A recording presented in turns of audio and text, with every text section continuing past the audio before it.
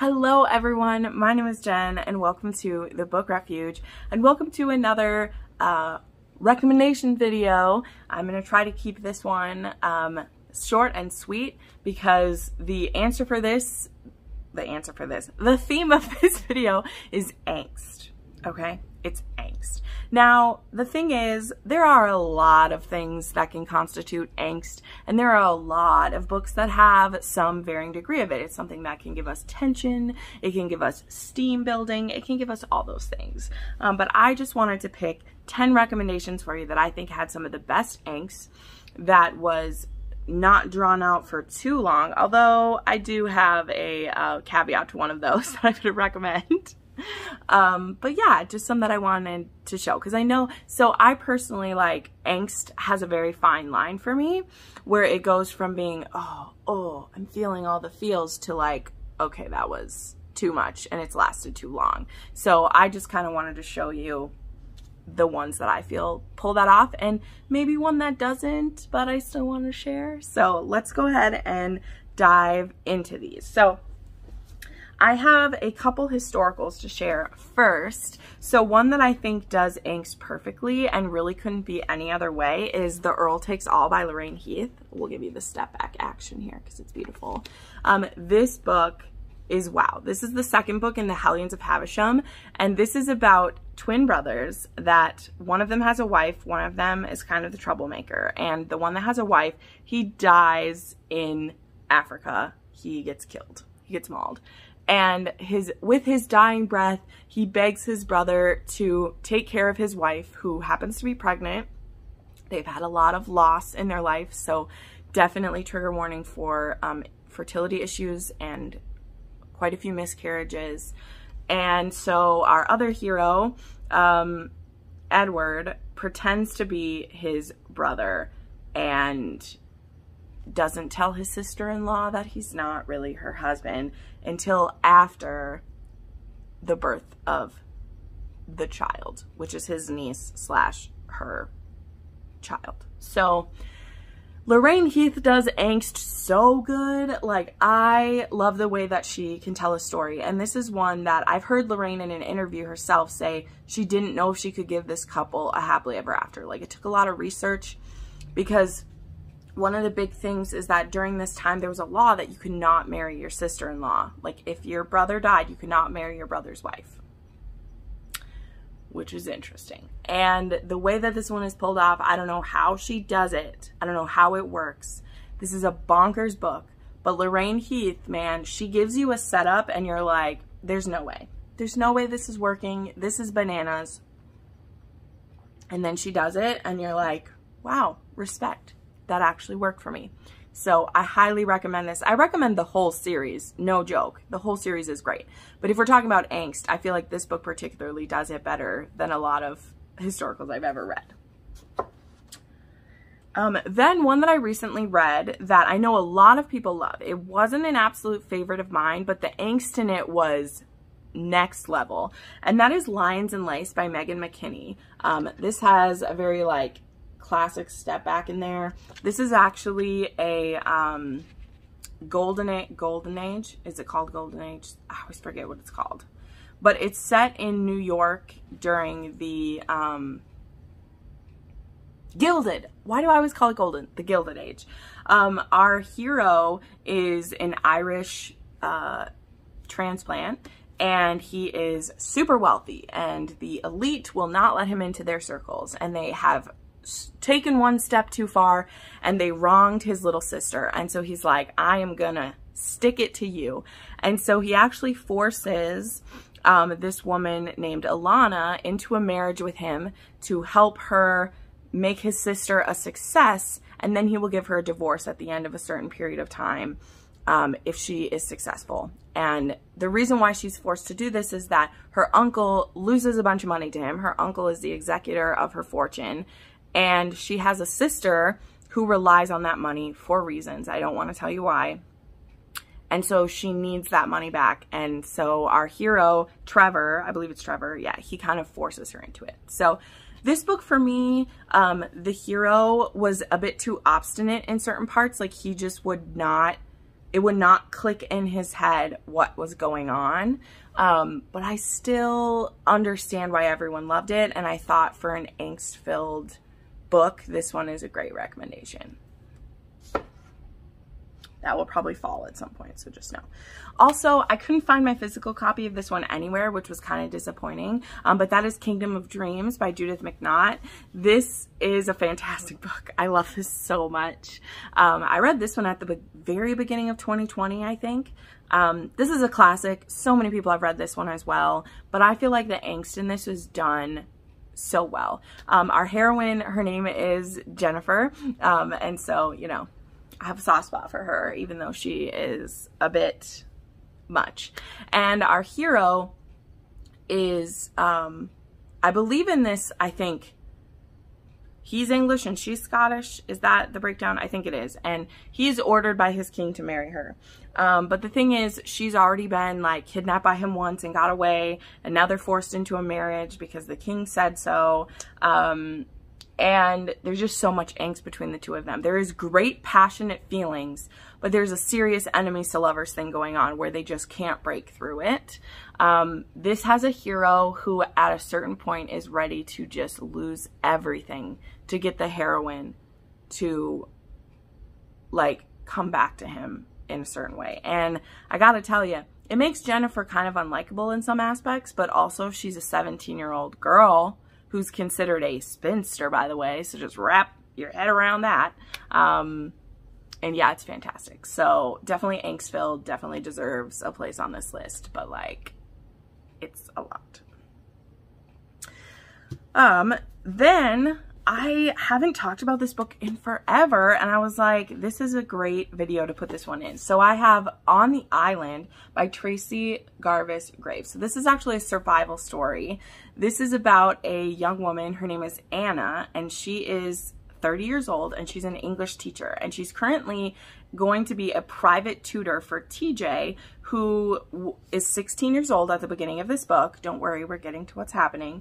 And he has had cancer. And so he missed out on some school while he was, you know, getting free of his disease and things like that. And so Anna is going to be coming on the family vacation with them to help catch him up, to get him ready to go back to regular school.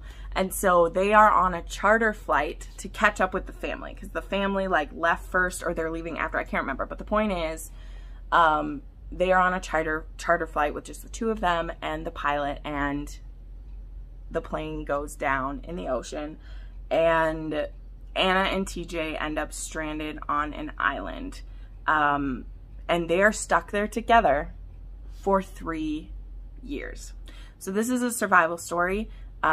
This is a romance between the two of them, and you'll see if you read it. Like, if you're someone, I know I have my loves who love an age gap and they love an older woman story, so that's really all that I would have to say about it. But if you hear that in your head and you're like, ick, or I just want to tell you that there was no part about how this story grows between the two of them that would hesitate. Like, this is a freaking mainstream book. This was done by Penguin. It is a slow burn because it has to be, but it's like, what would you do? They're literally the last man and woman on earth to each other. And they are surviving highs and lows and near-death experiences and starvation and dehydration. And the way that they come together, both like before and after, is beautiful. I actually read this on Christmas of 2019. And I cried so hard. I was reading it in the car with my family and I just bawled my eyes out. It was so beautiful. There is so much emotion contained in this small book. It was amazing. But it is very angsty because both the like guilt that Anna feels for having feelings for this boy, and then the after, because this is a before and an after situation, you know, the way that the world is looking at this woman for having fallen for what they see as a child, but what she knows as her companion and who helped her survive. So it's very interesting. It's very interesting, and it definitely is angsty. And again, I realized I hadn't talked about that book in so long. Then I want to throw up this series because angst Your Name is Off Balance series by Lucia Franco, okay? This is a series that, like, I binged when it was still banned from Amazon. I bought all the books from her website and read them. And then when the series was concluding, when the last one was coming out, I actually got to read an arc of the final book. And I really feel like this is a series that, this is the one I mean, like, this was very drawn out. There are 5 books. They're all very big books. This book has a lot of trigger warnings for inappropriate relationship. There is also, like, oh, there's just so many trigger warnings throughout the whole series. But if you're someone who, like, adult and child situations freak you out, and where someone else has a complete power dynamic, like, know that this has a lot to it. But also, if you're someone like me who's willing to read anything, I feel like this is a series that should be on your radar to try, because there's a reason why it sparks so many polarizing opinions from people. Like, from book to book, I changed my mind about whether I like this series or not. Like, on average, when I looked back, like, I gave this series 4 to 5 stars. But I don't know that I could ever go back and reread it, because it's a series that you can't, like, turn back. Like, you go and you can't turn back from it. You're in the ride, you know? But I feel like it deserves a place on an angsty list, because that is what it is. And I've seen some resurgence of this on TikTok, and I actually saw Katie Robert went on kind of a rant on Twitter too about people not saying the trigger warnings for this series. So there is also illness trigger warnings. Our heroine has a serious illness for a good part of this series. So yep, that's a thing too. You know, there is for body image issues. And then, yeah, besides all of the, like, adult and child interactions too. Just know that. All right, another really angsty one, Between Us by Cheyenne, Cierra. So this is another older woman recommendation between an older woman and her son's best friend. So this is a best friend's mom story that starts taboo, because I believe it starts when the hero is in his teens, and eventually, I don't think no sex happens when he's underage, but the feelings between them start developing.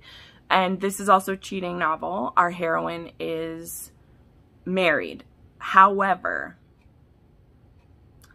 I don't want to spoil how, but it worked for me because of reasons that get explained in the book. There are always books that break the exception for me. Usually cheating is a hard line, but it was very aware to me pretty early on in the book that, like, there was something going on with the husband. So I just saw this book through, because More to Mary really loved this book. And she doesn't have a problem with cheating in books. She doesn't mind it because she likes the angst that it gives, you know, which I can understand because they're there. And this was just a really fascinating setup. And I really like older woman romances, and so this one, it had tons of angst, but it worked for me somehow. Then I want to throw up The Darkest Temptation by Danielle. I haven't had reasons to recommend books in this series lately. This is actually book 3 in the series, but you definitely could read these ones independently. I don't always say that, but I don't necessarily feel like you have to read these ones in order because of how they're connected so slightly. I feel like you could. So this one is about Mila, who she goes to Russia to find out more about her father. And she stumbles into the arms of, I forgot what his name is. Let me see, what's his name? Of Ronan, who seems like he's there to save the day for her, but she actually ends up being his captive. And oh, it turns out he wants revenge against her father and is going to use her as a tool for that vengeance. There are some definite hate fucks in this series. There is unwitting, like, filming of certain things done in this, and this hero is bonkers. He absolutely is. This book is sexy as hell. This book is terrifying at the same time, and yeah, wow. But this is one that I gave this book 6 stars when I read it because it just blew my mind. But like, the angst in this is real because our heroine is almost too stupid to live, but because of the way she was raised, she had no idea that her dad was in the mob. Like, because of how she was raised, she had no idea. So when she is too stupid to live, you're like, well, I would be too if I had no idea what was going on. So there's that. Then I have Her Perfect by Stephie Walls. This is the book that I want to reread this, but I'm also like scared of it. That's what the angst does to me. The angst does it to me where like I want to reread a book. I've bought the physical book, but I remember the feelings.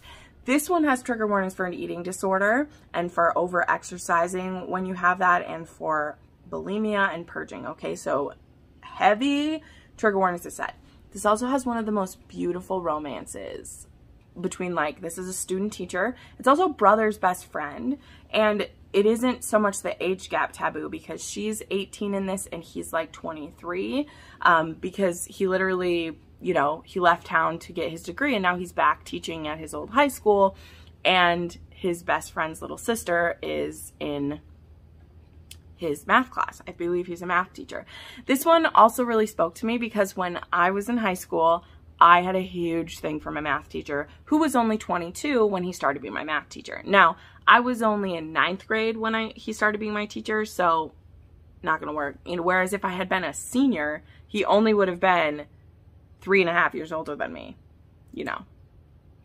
I'm actually still friends with that math teacher, and his wife and children are beautiful. But point being, when I was reading this book, I was getting a lot of those feels that I had as like a teen who was, I mean, honestly, a lot of my like student teacher kink comes from having hot teachers when I was in high school, because we had a lot of older teachers and then we had a few that were young and they were really hot. And so now I get to vicariously live that out in this. The light's changing. We're going to have to deal with that. It's coming for us. But anyway, they end up like running together every day, which again, it's unhealthy for her because she is running to kind of to control something in her life, because she is the sole girl in a family of boys, and she really gets ignored by her family, and all of the good things that she does and all of the accomplishments she has really get pushed to the side because she's not a boy. So she's dealing with a lot of that. And our hero, he comes in and he can just see her. And this is really a case of kind of him like wooing her, which again, I know it seems inappropriate, but when you get into this story and you see the way that they connect, and that he is the first person to see what's happening with her and that she's not taking care of herself and makes the moves to help her with it. This book is so beautiful for that, because we all need that person in our life. Like, we need that person. And Eli does that for her. Then there is Never Sweeter by Charlotte Stein. Let's see if I move this way. Where we go? It's just going to happen. Sorry, there's just lights on my head. This is actually a high school bully becomes, like, our heroine is plus size, and she was seriously mistreated in high school. And now her high school bully, who actually, like, there was a whole situation. It was very, very bad. You'll see if you read it. He now goes to the same college as her, and he wants to make it up to her for what he did in high school. And so they slowly get a friendship between the two of them. But it is very angsty, because how could she ever trust this guy who did this to her? And can he really change who he was before? And then the last one I want to mention is Captive by R.J. Lewis. The title kind of says it all. But this is about this girl that she witnesses a crime. And, well, wait. We don't want to start there. This book is told in 3 parts. It's told in the current time, the previous time, and then the current time again, but now it's called the future. And we start off with this woman who is the kept pet of this guy. Like, it's a private island. She is kept in the penthouse of his hotel to be used by him whenever he wants. But things are not what they seem. Like, I don't know how else to say that, because a lot of the reveals are what made this story so powerful for me, are what made it so fascinating. So just know, like, things are not what they appear. There are the trigger warnings for CNC in this one, but it will seem like non-consent. Does that make sense? Like, you, the reader, don't know what's happening. We'll say that. So anyway, I'm going to go ahead and wrap that up. The light is now changing. I have missed my window for filming today with all the fun little dots I'm getting on my face. But thank you so much for watching this. I put up new videos 3 to 4 times a week, and you can watch some more of them right now. Bye.